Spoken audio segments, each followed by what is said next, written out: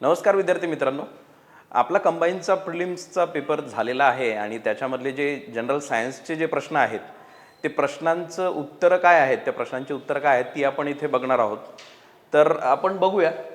इथे माझ्याकडे सेट बी आहे, त्यामध्ये हा 66वा प्रश्न आहे. तर पहिला प्रश्न आपण इथे बघूया.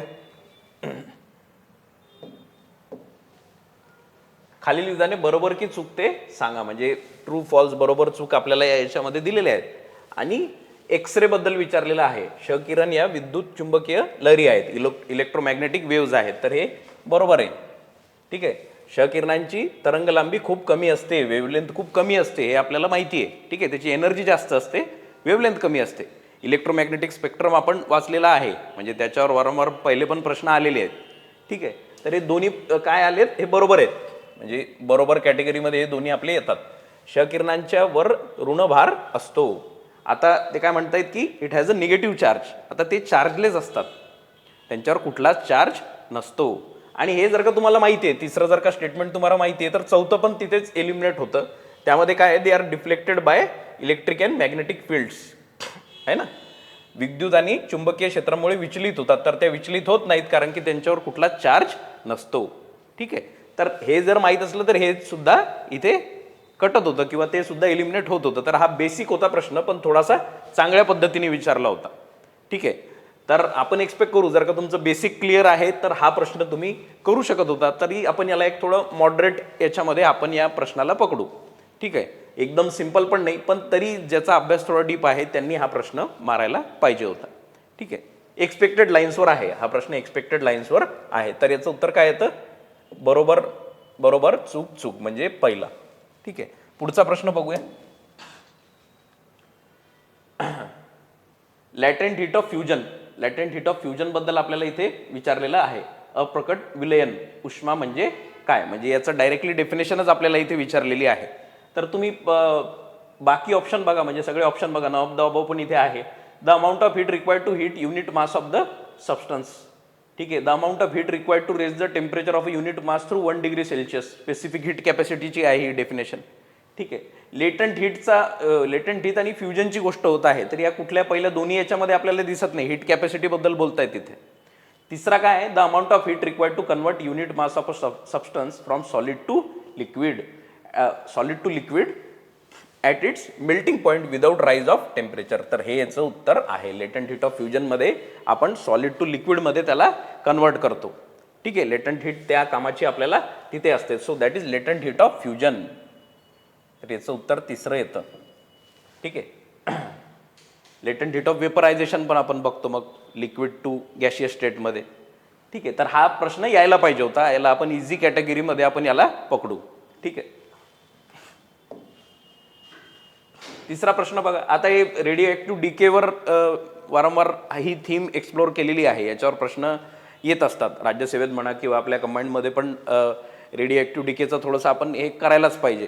पण जर तुम्हाला इथे माहीत जरी नसेल, म्हणजे तुम्ही या प्रश्नामध्ये तुम्हाला आयडिया जरी नसेल, तर एक यामध्ये एक थोडासा कॅच होता किंवा तुम्ही याला डायरेक्टली सॉल्व्ह करू शकत होते. तर इथे काय विचारलं, युनिट ऑफ रेडिओ ॲक्टिव्हिटी है ना, किरणोत्सर्गाचे एकक म्हणजे युनिट विचारलं आहे.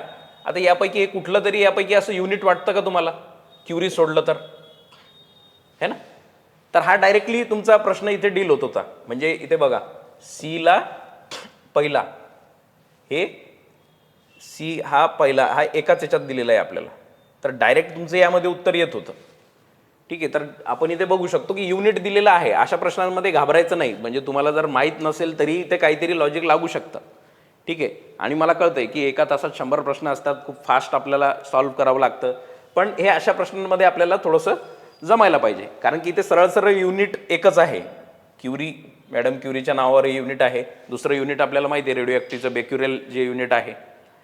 ठीक आहे. तर हा प्रश्न याला पण आपण, हा तुमच्या फेवरमध्ये जायला पाहिजे. जर तुम्हाला स्कोर करायचं तर हा प्रश्न तुमच्या फेवरमध्ये जायला पाहिजे. ठीक आहे. पुढचा प्रश्न आपण बघूया.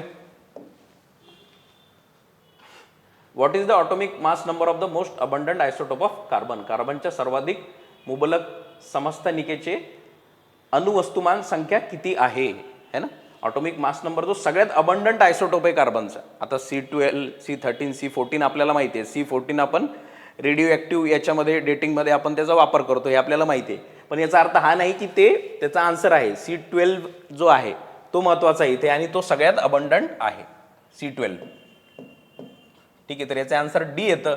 मोर दॅन 98% जे आहे, मोर दॅन 98% जे कार्बन आहे ते कार्बन 12च्या स्वरूपात आपल्याला दिसून येतं आणि कार्बन 12ला आपण एक युनिट म्हणून वापरतो. इतरांचं ऑटोमिक मास आपण मोजण्यासाठी त्याला यूज करतो, दॅट इज C12.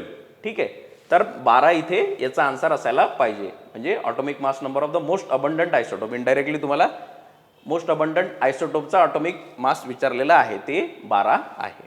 ठीक आहे, पुढचा प्रश्न हे पण यायला पाहिजे, हा पण प्रश्न तुम्हाला यायला पाहिजे होता. हा वन लाईनर होता आणि लवकर सॉल्व्ह झाला असता.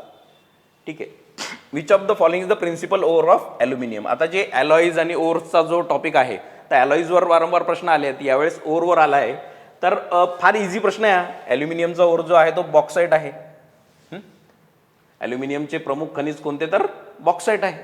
खूप इझी आहे, हे माहीत असायला पाहिजे आपल्याला. याच्यात म्हणजे काही तुम्ही हे करू शकत नाही की प्रश्न इझी होता काय होता, हा सरळ सरळ मारताच आला पाहिजे. ठीक आहे, त्याच्यामध्ये दुसरं काही तुम्ही हे करू शकत नाही. ठीक आहे, इतर पण यांनी विचारलेले आहेत, मॅलाकाईट, गॅलेना असेल किंवा डोलामाईट असेल, पण फार इझी होता. याच्यात काही तुम्ही नवीन काही करायला नको. पुढचा प्रश्न, which of the following is correct. ॲटमॉस्फिअरचे ज्या लेयर्स आहेत आपल्या पृथ्वीच्या वातावरणाचे थर जे आहेत, जे जमिनीपासून वरच्या दिशेने लावायचे आहेत, जमिनीपासून वरच्या दिशेने जो क्रम लावायचा आहे, तर त्यापैकी कुठला क्रम बरोबर आहे, कुठला क्रम बरोबर आहे ते आपल्याला विचारतायत. ठीक आहे, तर आपल्याला माहिती आहे सगळ्यात पहिले ट्रोपोस्फिअर येतं, स्ट्रॅटोस्फिअर येतं, मिझोस्फिअर येतं, थर्मोस्फिअर येतं आणि मग एक्झोस्फिअर येतं, है ना.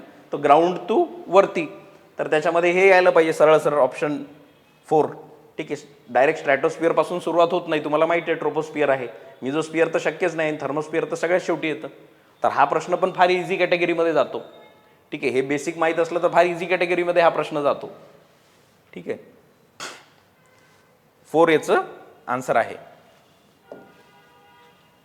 हा, डेंटेलियम बिलॉंग्स टू फायलम. आता हा प्रश्न आहे डिफिकल्ट कॅटेगरीमध्ये, म्हणजे जर तुम्हाला माहीत नाही तर तुम्ही याच्यामध्ये काहीच असं नवीन काही करू शकत नाही. ठीक आहे, तर dentalium belongs to the phylum, हा मोलुस्का या फायलममध्ये बिलॉंग करतो. याचं उत्तर 1 आहे. जर तुम्हाला माहीत असेल तर ठीक, नाही तर मग याच्यात तुम्ही काही नवीन करण्याची अपेक्षा नाही आहे किंवा तुम्ही काहीतरी तुक्का मारणे वगैरे असं याच्यामध्ये प्रकार नसायला पाहिजे. तर डेंटेलियम जो आहे हा फायलम मोलुस्काला बिलॉंग करतो. याच्यामध्ये असे एलिफंटचे जे आपले दात असे बाहेर येतात ना, टस्क, त्याप्रमाणे याच्यामध्ये एक टस्क असतात. ठीक आहे, डेंटेलियममध्ये, तर तो मोलुस्का या फायलममध्ये बिलॉंग करतो. स्नेल वगैरे तुम्हाला माहिती आहे, तर ते मोलुस्कामध्ये येतं, तर त्या पद्धतीने हा मोलुस्कामध्ये येतो डेंटेलियम. ठीक आहे, हा प्रश्न थोडा डिफिकल्ट कॅटेगरीमध्ये याला आपण टाकू. ठीक आहे, त्यानंतर many species of catfish have taste buds on whisker like projections. म्हणजे कॅटफिशच्या अनेक प्रजातींमध्ये मिशांसारख्या प्रक्षेपणांवर रुचिज्ञान कलिका असतात, ज्या अन्न शोधण्यास मदत करतात. त्या प्रक्षेपणांना रिकामी जागा असे म्हणतात.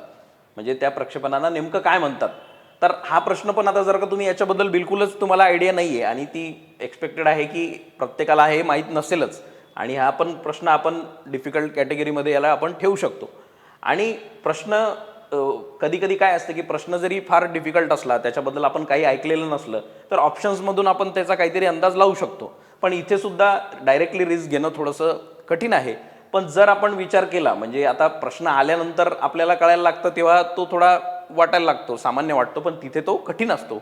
तर हा प्रश्न आपण कठीण कॅटेगरीमध्ये बघू. पण पुढे जर का काही असा प्रश्न आला तर तुम्ही असा विचार थोडंफार याच्यावर करू शकता. आता इथे काय बोललेलं आहे, म्हणजे कधी कधी प्रश्नांमध्येच काही हिंट असतात, तर ही हिंट जर आपण पकडली तर इथे बघा ते काय म्हणताय की तुम्हाला जो टेस्ट बर्ड्स असतात, म्हणजे अन्न शोधण्यासाठी काम करतो, हे हा पर्टिक्युलर जो स्ट्रक्चर आहे हा अन्न शोधण्यासाठी काम करतो, प्रोजेक्शन्स आहेत ते. ठीक आहे, फाइंडिंग फूड. आता 3 ऑप्शन जे दिसत आहेत ना आपल्याला इतर, हे सगळे टीथशी रिलेटेड ऑप्शन आहेत, दातांशी रिलेटेड ऑप्शन आहेत. दातांनी आपण काय करतो, अन्न आपण तोडतो किंवा ग्राइंडिंग करतो, म्हणजे हे वेगवेगळे फंक्शन्स आहेत. जसं मोलरी फ्रॉम टीथ जे असतील याच्याने आपण अन्नाची ग्राइंडिंग करतो, म्हणजे कापतो, तोडतो. त्यानंतर केनाइनी फ्रॉम टीथ असले, आपल्याला सुद्धा केनाईन असतात, केनाइनी फॉर्म याच्या नावावरून दिसतंय. ठीक आहे, जे मोठे दात असतात ना, तुम्ही कुत्र्याचे वगैरे बघितलेले असतील, मोठे जे कनाईन्स असतात, तर ते चावण्यासाठी आपल्याला कामी येतात. तर कॅनिनी फॉर्म टीथ. तर तुम्ही एक बघा, इंटरडिजिटेटिंग फॅरेंजियल टीथ, इंटरडिजिटेटिंग फॅरेंजियल टीथ. आता फॅरिंग्सच्या आतमध्ये म्हणजे थ्रोटमध्ये गेलेलं टीथ. आता तुम्ही बघा टीथचा आणि कुठल्या तरी टेस्ट बर्ड्स म्हणजे फूड शोधण्याचा काही संबंध डायरेक्ट येईल का?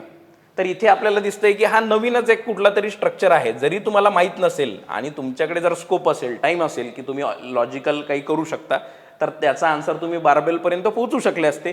पण मी एक्सपेक्ट करत नाही की तुम्ही प्रत्येक विद्यार्थ्यांनी याच्यावर पोहोचावं. हा प्रश्न आपण कठीण कॅटेगरीमध्येच आपण याला ठेवणार आहोत. ठीक आहे, बार्बेल याचं आन्सर आहे. ठीक आहे, कॅटफिश. चांगला प्रश्न होता हा. ठीक आहे, पुढचा प्रश्न बघा. Which of the following animal belongs to group Agnatha. है ना, खालीलपैकी कोणता प्राणी सर्वात आदिम पृष्ठवंशी प्राण्यांच्या गट अग्नाथाशी संबंधित आहे. ठीक आहे, अग्नाथा म्हणजे कुठले? जॉलेस, म्हणजे ज्यांना जॉ नाहीये, जॉलेस फिश. ठीक आहे, तर यामध्ये डायरेक्टली विचारलेलं आहे की मोस्ट प्रिमिटिव्ह वर्टिब्रेट्स कुठले आहेत. आता वर्टिब्रेट्स मध्ये दोन आहेत, म्हणजे वर्टिब्रेट्स मध्ये आपण ॲग्नाथा आणि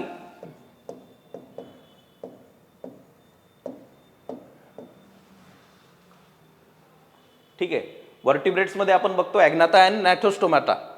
ठीक आहे, ॲग्नाथा अँड नॅथोस्टोमॅटा हे दोन ग्रुप्स आपल्याला वर्टिब्रेट्स मध्ये दिसतात. तर ॲग्नाथा जे आहेत ज्यांना जॉ नाहीये, दे आर जॉलेस. ठीक आहे, त्यांना फिन्स नाही आहेत. ठीक आहे, तर याच्यामध्ये दोनच आहेत, म्हणजे एक लॅम्प्रे जो आहे, लॅम्प्रे आणि हॅगफिश, हे दोनच याच्यामध्ये आपल्याला महत्वाचे जे आहेत एक्झाम्पल्स हे ॲग्नाथामध्ये येतात. तर इथे लॅम्प्रे यांनी दिलेला आहे, तर याचा आन्सर लॅम्प्रे आहे.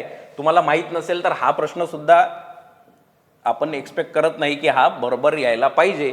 पण जर अभ्यास थोडा डिटेल्ड आहे, हे दोन एक्सेप्शन्स तुम्हाला माहिती आहेत, तर तुम्ही लॅम्प्रेवर तुम्ही टिक मारलेलं असेल किंवा तुम्ही लॅम्प्रेपर्यंत पोहोचू शकले असाल. इथे बघा आता स्कोलिओडोन दिलेलं आहे, डॉगफिश. ठीक आहे, डॉगफिश दिलेली आहे, तर याच्याबद्दल जर माहीत असेल तर शार्क कॅटेगरीमध्ये येते. ठीक आहे, म्हणजे स्कोलिओडोन जो आहे. ब्लॅक रॅट म्हणजे रॅट आपला रोडंट.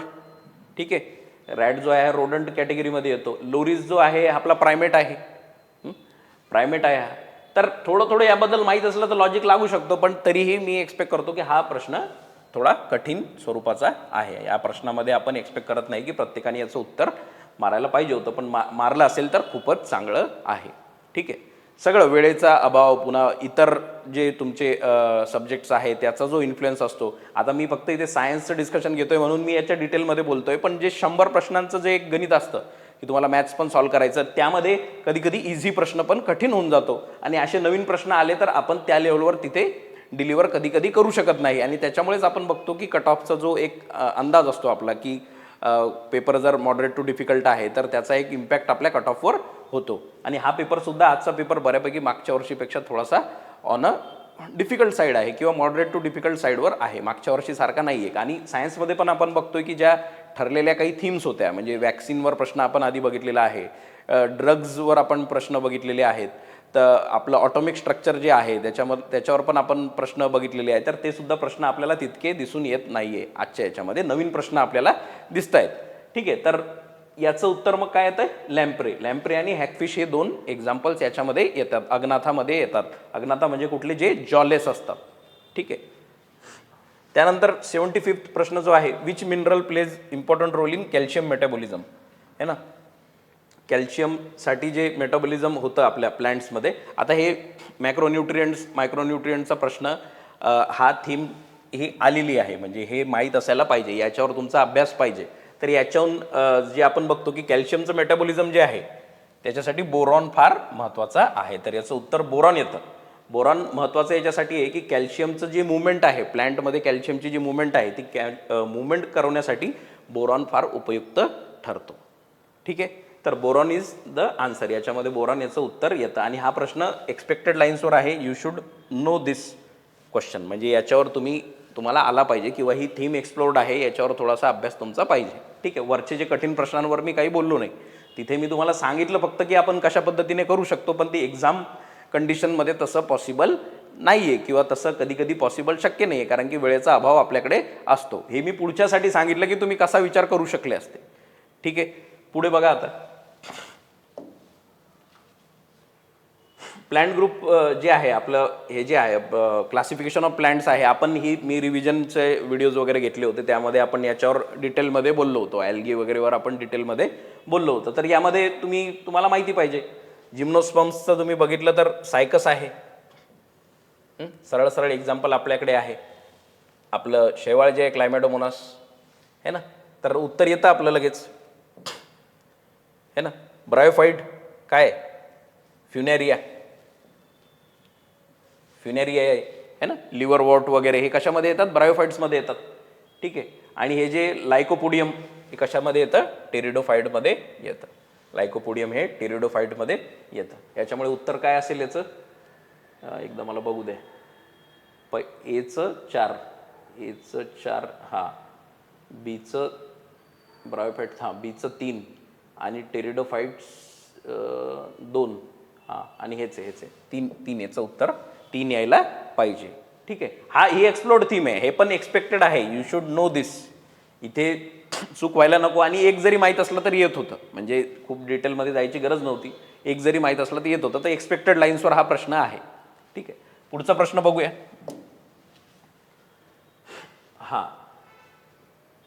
संपूर्ण झाडाची वाढ खुंटणे, पानाचा गडद हिरवा रंग ज्यात विकृत आणि मृत ऊतींचे लहान भाग असतात, हे फॉस्फरस कमतरतेचे कोणते लक्षण आहे? फॉस्फरस डिफिशियन्सीवर हा प्रश्न विचारलेला आहे. Which symptoms of phosphorus deficiency is characterise by stunted growth, है ना, ग्रोथ कमी होणे, स्टंटेड असणे, डार्क ग्रीन कलरेशन होतं आहे लिव्सचं. ठीक आहे. And contains small areas of dead tissues. ठीक आहे. आता जेव्हा आपण डेड जे आहे, प्रीमॅच्युअर डेथ जेव्हा होते सेल्सची, त्याला आपण काय म्हणतो, नेक्रोसिस म्हणतो.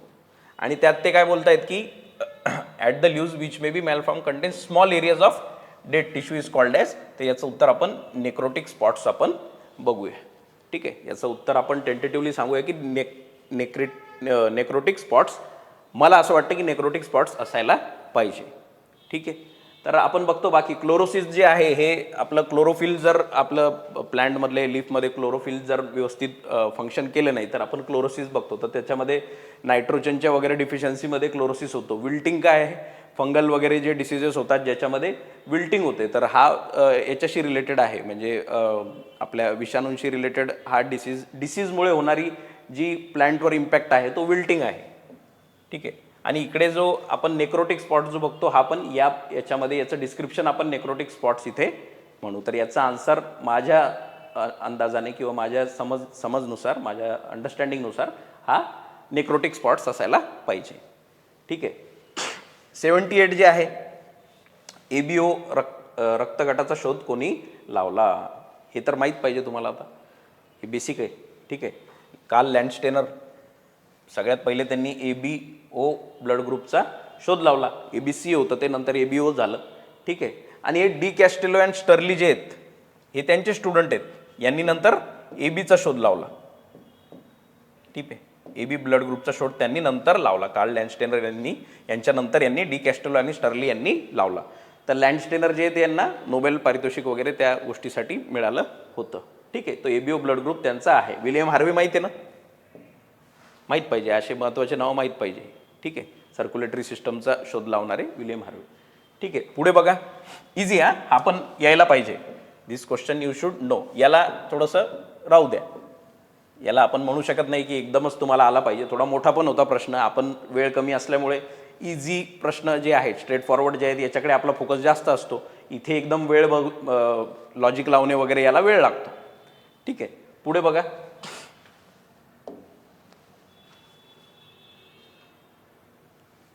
World diabetes day is celebrated on. World diabetes day याचं उत्तर आहे 14 नोव्हेंबर. तुमच्या चिल्ड्रन्स डेच्या दिवशीच डायबिटीज डे ठेवलेला आहे. डायबिटीज डेचं 14 नोव्हेंबरला सेलिब्रेशन होतं. वर्ल्ड डायबिटीज डेचं 14 नोव्हेंबरला सेलिब्रेशन होतं. 7 एप्रिलला काय आहे, वर्ल्ड हेल्थ डे आहे. वर्ल्ड हेल्थ डे वगैरे आहे. तर ते याच्यात काही कन्फ्यूज व्हायसारखं नाही आहे. डायबिटीजचं पण थोडा कठीणच आपण याला प्रश्न म्हणू, म्हणजे माहीत असलं तरच हे करू शकतो. 7 एप्रिल तुम्ही इलिमिनेट करू शकत होते कारण हे माहीत असतं जनरली आपल्याला.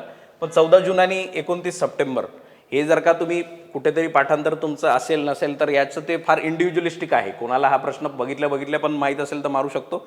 पण तरी हा प्रश्न आपण थोडासा मॉडरेट टू डिफिकल्ट याच्यामध्येच बघू जर माहीत नसेल तुम्हाला तर, है ना. So it all depends on the individual, म्हणजे त्या व्यक्तीने त्या पद्धतीने काही त्याचा फॅक्ट त्याच्या लक्षात राहून गेला किंवा त्यांनी कुठेतरी वाचलेला आहे किंवा त्याला माहिती येतं अशा गोष्टी, है ना.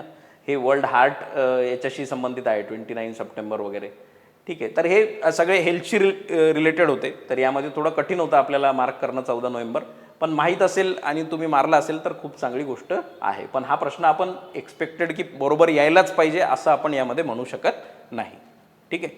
त्यानंतर आपण बघा 80वा प्रश्न आहे, जीवनसत्व विचारले. आता हे आपण ज्या थीम एक्सप्लोर केल्या होत्या त्यामध्ये विटॅमिन्स वगैरे आपण वारंवार घेतले होते आणि ते डायरेक्टली हा प्रश्न आहे आणि हा पहिलेही याच्यावर विचारलेलं आहे. तर विटॅमिन केचा संबंध कशासाठी असतो? विटॅमिन केचा संबंध असतो आपल्या vitamin helps in blood clotting, है ना. ब्लड क्लॉटिंग विटॅमिन के फार महत्त्वाचा आहे. ब्लड क्लॉटिंग तो त्याच्यामध्ये त्याचा रोल खूप महत्त्वाचा आहे, रक्त गोठण्यास मदत होते, ठीक आहे. विटॅमिन के जर नसला तर आपल्याला थोडीशी पण जर का इंजुरी झाली तर आपलं रक्त थांबणारच नाही, म्हणजे आपलं रक्त वाहत राहील, ठीक आहे. So that is related with vitamin K. Okay. तर असे हे जे प्रश्न आहेत, आता आपण बघूया 15 प्रश्न आहेत, त्यापैकी किती असे आहेत की ज्याच्यामध्ये तुमचा जर स्कोर चांगला असेल तर तुम्ही चांगल्या पद्धतीने सॉल्व्ह केलेला आहे असं आपण बघूया. याच्यात आपण बघूया की अराउंड यायला तर पाहिजे हा प्रश्न, पण थोडा मोठा वगैरे असल्यामुळे आणि तुम्ही त्या पद्धतीने त्यावेळेस काय तुमचं सुरू असेल त्याच्यावर आपण बघू, तर याला आपण 50-50 कॅटेगरीमध्येच ठेवू या पर्टिक्युलर प्रश्नाला. मी शुअर शॉटवाले काढतो की जे शुअर शॉट तुम्हाला माहीत पाहिजे तितकेच आपण पकडूया. तर याला मी सध्या घेत नाही, याच्यामध्ये मी फार लिबरली याला बघत आहे, ठीक आहे. हा यायला पाहिजे 1, ठीक आहे, 1 झालाय. हा सुद्धा यायला पाहिजे, हा डायरेक्टली येतो 2.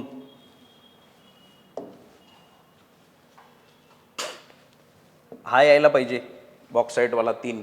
हा सुद्धा यायला पाहिजे 4, ठीक आहे. यात आता ज्याला माहिती आहे त्याच्यासाठी चांगलं आहे, पण काही चूक वगैरे करायला नको. पण हा सुद्धा माझ्या मते ज्याचा अभ्यास चांगला आहे तो हा प्रश्न मारू शकतो. तर 5 इथे होत आहेत. नाही, हे नको, हे टफ क्वेश्चन्स आहेत, याला तुम्ही एक्सपेक्ट नका करू की हा तुमचा असायलाच पाहिजे. असेल तर खूप चांगलं आहे, पण मी याला काउंट करत नाही की हा तुम्हाला यायला पाहिजे होता. हा सुद्धा नाही, ठीक आहे. हा यायला पाहिजे 6.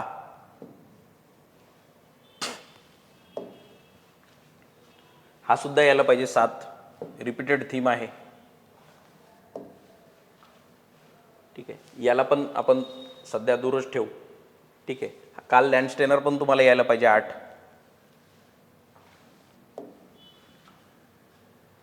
याला पण आपण याच्यामध्ये ठेवू आणि इकडे विटॅमिन के तुम्हाला यायला पाहिजे. तर 9 क्वेश्चन जे आहेत, 9 क्वेश्चन्स जे आहेत हे तर यायला पाहिजेच होते. त्याच्यावरचे जे आहेत ते तुमचा अभ्यास आणि त्या दिवशी तुम्ही कशा पद्धतीने निर्णय घेता किंवा तुम्ही कसे निर्णय घेतलेले आहेत ऑलरेडी त्याच्यावर ते पुढचे 3-4 क्वेश्चन तुमचे डिपेंड करतात, है ना. तुमच्याकडे वेळ किती होता, त्याच्यामुळे मी फार एकदम स्ट्रेट फॉरवर्ड आहेत त्यांनाच मी इथे कन्सिडर केलेलं आहे. तो एक आपला एक्सरेवाला पण यात येऊ शकतो, तसं बघितलं तर 10 आपण घेतो, पण तरी मी त्याला थोडं साईडला ठेवतो आहे. आणि हे जे मधले आहेत थोडे क्लासिफिकेशन ऑफ ॲनिमलवाले, हे जरा